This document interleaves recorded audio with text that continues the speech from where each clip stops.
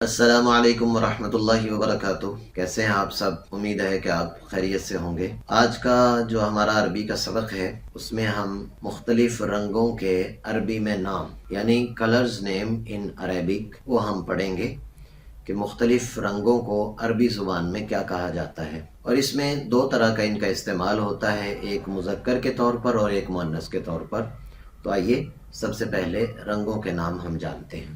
یہ دیکھیے آپ کے سامنے جو ہے وہ یہ نیلے والا کلر ہے، نیلا کلر ہے، اس کو عربی میں کہتے ہیں ازرق، ازرق، ازرق۔ اور یہ پیلا ہے، اس کو عربی میں کہتے ہیں اصفر، اصفر۔ اور یہ سبز ہے، اس کو کہتے ہیں اخضر، اخضر۔ سبز کو اخضر کہا جاتا ہے۔ اور یہ جو رنگ ہے کالا ہے، اس کو اسود کہا جاتا ہے، اسود، کالا۔ رجل اسود، کالے رنگ کا آدمی۔ ابیض کا معنی ہے سفید، یہاں پر یہ سفید رنگ ہے تو اس کو ابیض کہا جاتا ہے، ابیض۔ اور یہ والا کلر ہے، سرخ رنگ ہے، اس کو احمر کہا جاتا ہے، احمر، احمر۔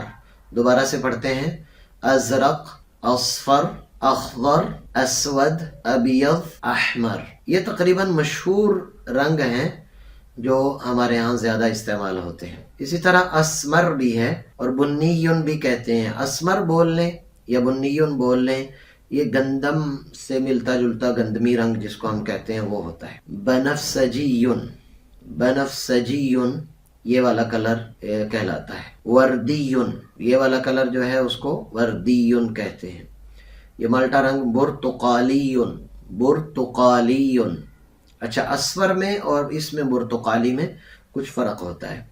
رمادیون، رمادیون جو مٹیالہ رنگ ہوتا ہے۔ فضیون، جس میں ذرا چمک سی پیدا ہوتی ہے، اس کو فضیون کہا جاتا ہے۔ تو یہ اگر کسی مذکر کے ساتھ آپ نے لگانا ہو تو یہ اس انداز سے لگیں گے۔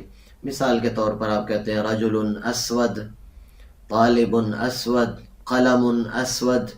تو یہ مذکر کے ساتھ یہ اس طرح سے لگیں گے۔ اب آتے ہیں مؤنث کی طرف کہ اگر اس سے پہلے مؤنث لگتا ہے تو پھر ان میں کیا تبدیلی آئے گی۔ اب آگے دیکھیے، میں اصل میں رنگوں کے ان کے نام نہیں بتا رہا ہوں کیونکہ یہ آپ کے سامنے بالکل آپ کو تصویر میں انشاءاللہ تعالی بالکل صاف دکھائی دیں گے۔ تو ازرق کی مؤنث آتی ہے زرقا۔ یہ جو الف اور اس کے بعد حمزہ ہے نا، ہم نے سب کے آخر میں الف اور حمزہ لگا دینا ہے اور وہ شروع والا ازرق والا حمزہ ختم کر دینا ہے۔ ازرق نیلے کو کہتے تھے اور اب آ جائے گا زرقا۔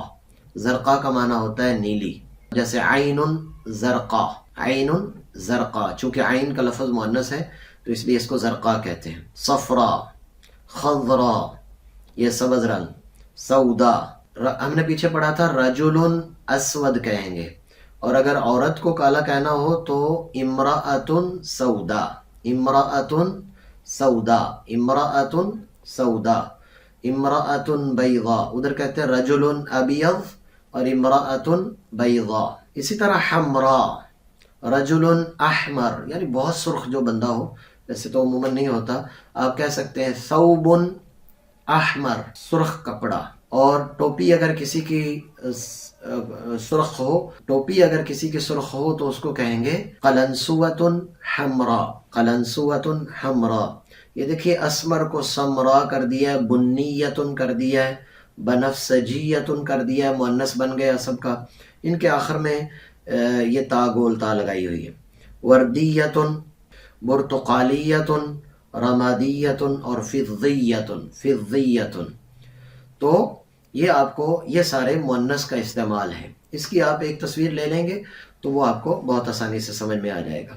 اصل میں تو اس میں بنیادی طور پر یہ والی چیز ہے، ازرق، اصفر، اخضر، لیکن آپ کو کچھ معنی اس کا مثلا خضرا کے اندر بھی خا ضاد را آ جاتا ہے، سودا میں بھی سین واو دال آ جاتا ہے، تو اس سے آپ کو کافی حد تک اندازہ ہو جائے گا۔ تو ازرق نیلے کو اصفر، پیلے کو اور اخضر، سبز کو اور اسود، یہ اس انداز سے۔ امید ہے کہ یہ سبق آپ کے لیے مفید ہوگا۔ اگلے سبق تک کے لیے اجازت دیجیے۔ اللہ حافظ۔ السلام علیکم ورحمۃ اللہ وبرکاتہ۔